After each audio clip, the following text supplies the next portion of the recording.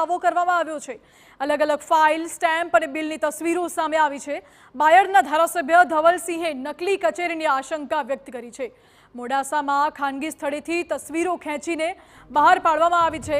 આ નકલી કચેરી અંગે હજુ તો કોઈ ખુલાસા થયા નથી, પરંતુ દાવો કરવામાં આવી રહ્યો છે। પંચાયત વિભાગની કચેરી નકલી હોવાનો દાવો બાયડના એમએલએ ધવલસિંહે આ અંગે દાવો કર્યો છે। जो फाइल है, सही सिक्का, स्टेम्प तमाम नकली होवानी आशंका है। जो कि हाल तो आ बाबते तपास करवामां आवशे ने तपास बाद ज आखी हकीकत सामे आवशे। खानगी रीते आ नकली बिल, फाइल, स्टेम्पनी तस्वीरों लेवामां आवी छे अने तस्वीरोनो वीडियो पण अत्यारे सामे आव्यो छे। मोडासामां खानगी स्थळेथी तस्वीरो खेंचीने बहार पाडवामां आवी छे। आ दृश्यो जुओ, शंकास्पद स्टेम्प जणाई आवे छे अने नकली कचेरीनो दावो धारासभ्य धवलसिंहे कर्यो छे।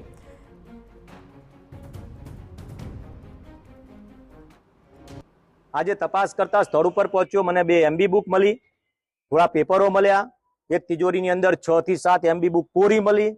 बीजा खाना अधिकारी आवता पछी मैं खोल्या जोयुं तो अंदर 2 થી 3 खानाओनी अंदर ओछामां ओछा 50 થી 60 सिक्काओ पड्या छे। अलग अलग तालुकाना एंजीनियरना सिक्काओ पड़ेला। एटले मने एम लाग्युं के हवे तो एवो विश्वास साथे कदाच हूँ कही शकું છું કે આ કદાચ બોગસ જ અહીંયા હોય। અહીંયા એક કોમ્પ્યુટર પણ છે, જો એ કોમ્પ્યુટરને परफेक्ट थी तपास करवामां आवे अने जे प्रिंटरो छे, प्रिंटरोमां केटली प्रिंट केवा प्रकारनी निकળી ए फोरेन्सिकमां एनी तपास करीने शुं करवामां आव्युं छे, आ दाखलो बेसाडवा माटेनी जरूर छे।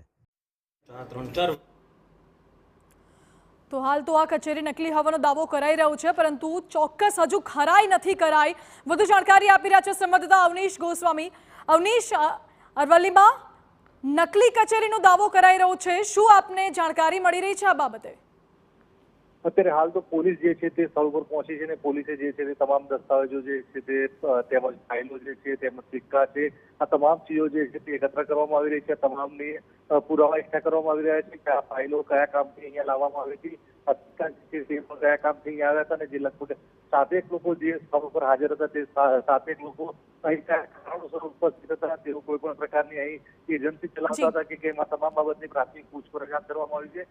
ત્યારબાદ એક નિષ્કર્ષ આવી શકે છે કે કેવા પ્રકારનું કામ ચાલતું હતું ને જે પ્રકારે દાવો કરવામાં આવી રહ્યો છે, આક્ષેપ કરવામાં આવી રહ્યો છે, તે સિંચાઈ વિભાગ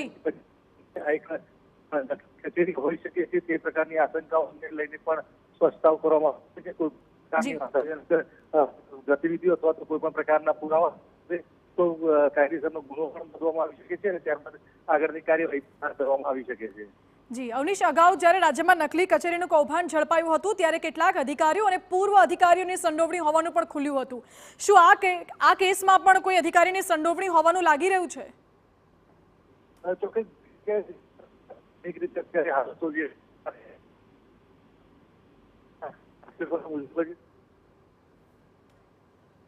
ઓકે, કોઈ ટેકનિકલ કારણોસર અવાજ નથી આવી રહ્યો। અવનીશ, આપનો આભાર।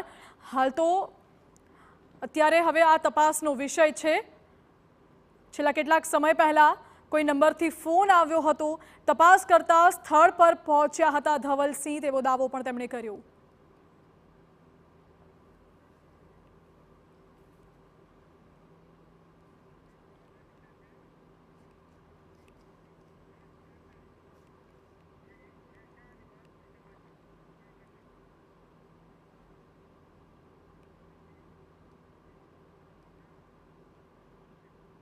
આ તરફ મહેસાણાથી મહત્વના સમાચાર મળી રહ્યા છે।